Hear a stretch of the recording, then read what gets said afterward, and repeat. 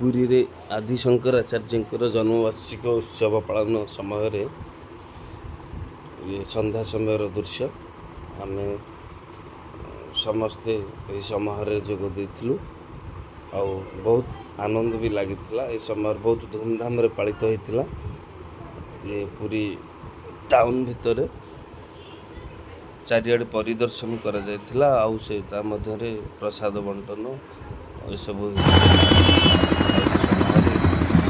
ବହୁତ ଆନନ୍ଦ ଉଲ୍ଲାସ ସହିତ ଭକ୍ତମାନେ